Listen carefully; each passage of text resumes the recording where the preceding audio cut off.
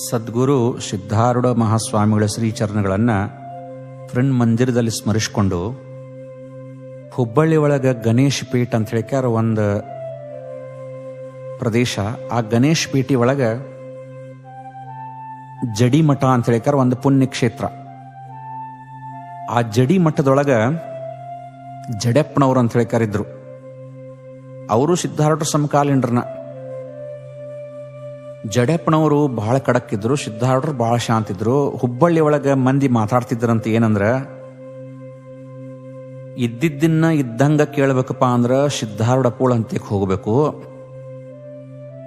ಇದ್ದಿದ್ದನ್ನ ತಿದ್ದಿ ಕೇಳಬೇಕಪ್ಪ ಅಂದ್ರ ಸುಬ್ಬಾಶಾಸ್ತ್ರಿ ಕಡೆ ಹೋಗ್ಬೇಕು, ಬೂದಿ ಮೇಲೆ ಗುದ್ದಿದಂಗ ಕೇಳಬೇಕಂದ್ರ ಜಡೆಪ್ಪನ ಕಡೆ ಹೋಗ್ಬೇಕಂತ ಹೇಳಿಕಾರ ಹುಬ್ಬಳ್ಳಿ ಒಳಗ ಮಾತಾಡ್ತಿದ್ರಂತ. ಇದ್ದಿದ್ದನಿದ್ದಂಗೆ ಹೇಳೋರು ಸಿದ್ಧಾರೂಢರು, ಸ್ವಲ್ಪ ತಿದ್ದಿ ಹೇಳೋರು ಸುಬ್ಬಾಶಾಸ್ತ್ರಿಗಳು. ಬೂದಿ ಮೇಲೆ ಗುದ್ದಿದಂಗ ಅಂದ್ರೆ ಅವ್ರ ಜೋಡಿ ಚರ್ಚಾ ಮಾಡಾಕ ಹೋದ್ವಿಪ್ಪ ಅಂದ್ರೆ ಹೊಳ್ಳಿ ಅವ್ರ ಕಡೆಯಿಂದ ಏನಾರ ಅನಿಸ್ಕೊಂಡ ಬರೋದು. ಅಂದ್ರೆ ಬೂದಿ ಮೇಲೆ ನಾವು ಗುದ್ದಿದ್ವು ಅಂದ್ರೆ ಆ ಬೂದಿ ಯಾರ ಕಣ್ಣಾಗ ಸಿಡಿದಿತ್ತು ಅಂದ್ರೆ ನಮ್ಮ ಕಣ್ಣಾಗ ಸಿಡಿದಿತ್ತು. ಹಂಗ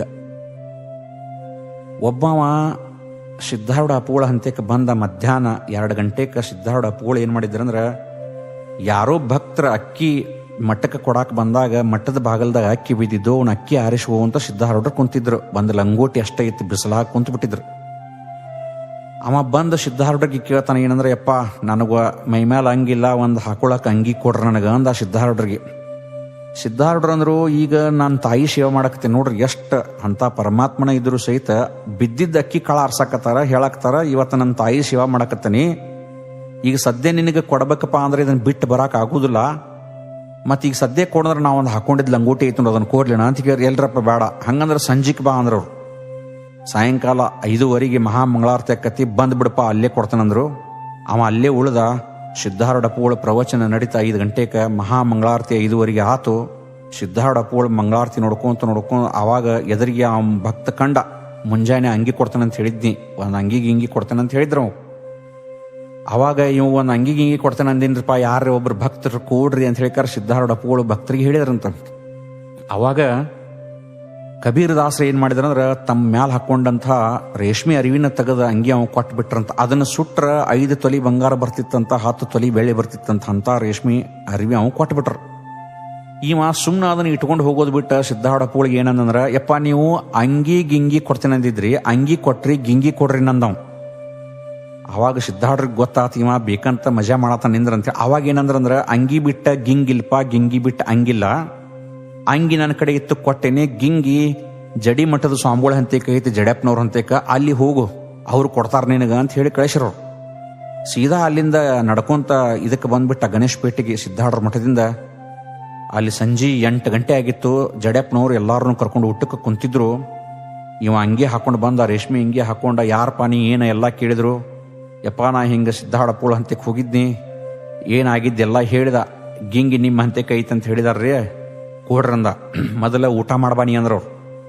ಅವ ಅಂಗಿ ಕಳೆದ ಕುಂತು ಊಟ ಮಾಡ್ತಿದ್ದ. ಒಂದು ಅಂಗಿ ಅವ ಏನು ಅಂಗಿ ಹಾಕೊಂಡಿದ್ದ ಅದನ್ನ ಕಳೆದ ಒಂದು ಗುಟ್ಟಕ್ಕೆ ಹಾಕಿದ. ಗುಟ್ಟಕ್ಕೆ ಹಾಕಿ ಏನ್ ಮಾಡಿದಂದ್ರ, ಅಲ್ಲೇ ಊಟಕ್ಕೆ ಕುಂತ ಜಡೆಪ್ಪನವರು ಎಲ್ಲಾ ಭಕ್ತರನ್ನ ಕರ್ಕೊಂಡು ಊಟ ಮಾಡ್ತಿದ್ರು. ಇವಂಗೂ ಏನ್ ಬೇಕೆಲ್ಲ ಹೊಟ್ಟೆ ತುಂಬ ನೀಡ್ರಪ್ಪ ಅವಾಗ ಅಂದ್ರ ಊಟ ಮಾಡಿದ. ಊಟ ಆದ್ಮೇಲೆ ಇನ್ನೇನು ಎದ್ದದನ್ನ ಅಂಗಿ ಹಾಕೋಬೇಕು ಅನ್ಕೂಡದ ಜಡೆಪ್ಪನವ್ರು ಅಂದ್ರ ನಿಂದ್ರಿ ಇಲ್ಲಿ ಅಂದ್ರವ್ರು. ಸಿದ್ಧಾರೂಢರು ಏನು ಕಳಿಸ್ಯಾರ, ನಿನಗ ಅಂಗಿ ಬಿಟ್ಟು ಗಿಂಗಿಲ್ಲ, ಗಿಂಗಿ ಬಿಟ್ಟು ಅಂಗಿಲ್ಲ ಅಂತ ಹೇಳಿದಾರ. ಹೌದಲ್ಲ? ಹೌದ್ರಿಪ್ಪ. ಹಂಗ ಆ ಗೂಟಕ್ಕೆ ತೂಗ ಹಾಕಿದ ಅಂಗಿ ಐತ್ಲ, ಅದ ಅಂಗಿ, ಅದರ ನೆಳ್ಳೇನು ಗಾಡಿ ಮೇಲೆ ಬಿದ್ದೈತ್ಲ, ಅದ ಗಿಂಗಿ. ಅದಕ್ಕೆ ಒಂದು ಕೆಲಸ ಮಾಡಮಗನ, ಅವೇನು ಹೇಳಿದ್ದನ್ನ ಕೊಟ್ಟು ಕಳ್ಸನ್ ನಿಮ್ಮಪ್ಪ, ನಾ ಸಿಕ್ಕದ್ನ ಕೊಡುವಂತವಲ್ಲ, ನನಗೆ ಗಿಂಗಿ ಇಲ್ಲೇ ಬಿಟ್ಕರ್, ನಿನ್ನ ಅಂಗಿ ಅಷ್ಟ ವೈ ಮಗನ, ನನಗೆ ಗಿಂಗಿ ಮುಟ್ಟಿದಂದ್ರೆ ನಿನ್ನ ಇಲ್ಲೇ ಸುಟ್ಟು ಭಸ್ಮನ ಮಾಡಿಬಿಡ್ತೀನಿ ಅಂತಂದ್ರಂತ. ಅವಾಗ ನೋಡ್ರಿ ಏನಂದ್ರ, ಸಿದ್ಧಾರೂಢ ಅಪೂರ್ಣನ ಪರೀಕ್ಷೆ ಮಾಡಕ್ ಹೋದ. ಅವಾಗ ಸಿಕ್ಕಿದ ಅಂಗಿ ಸಹಿತ ಕಳ್ಕೊಂಡ ಕ್ಯಾರ ಹೊಳ್ಳಿ ಹೋದಂತ. ಇಲ್ಲಿ ತಿಳ್ಕೊಬೇಕಾಗಿತ್ತು ನಾವ್ ಏನಂತಂದ್ರೆ, ಪರಮಾತ್ಮ ನಮಗೇನು ಕೊಟ್ಟಿರ್ತಾನಲ್ಲ ಅದ್ರೊಳಗೆ ತೃಪ್ತರಾಗಿ ಬದುಕೋದನ್ನ ಕಲಿಬೇಕು. ಅದನ್ನ ಬಿಟ್ಕೊಟ್ಟ ಏನೋ ಒಂದು ದುರ್ಬುದ್ಧಿಗೆ ವಶರಾಗಿ, ದುರಾಶೆಗೆ ಒಳಗಾಗಿ ಬೇಡಬಾರ್ದನ್ನ ಬೇಡ್ರ ರೇಷ್ಮೆ ಅಂಗಿ ಸಹಿತ ಹೆಂಗ ಕಳ್ಕೊಂಡಿದ್ದು ಹಂಗ ಪರಿಸ್ಥಿತಿ ಎಲ್ಲಾರ್ಗೂ ಬರ್ತೈತೆ. ಅದಕ್ಕಾಗಿ ನಾವೆಲ್ಲರೂ ಏನ್ ಮಾಡೋಣ ಅಂದ್ರೆ, ಪರಮಾತ್ಮ ಕೊಟ್ಟಿದ್ರೊಳಗನ ತೃಪ್ತರಾಗಿ ಬದುಕುವಂಥದ್ದನ್ನು ಕಲ್ಕೊಳ್ಳೋಣ.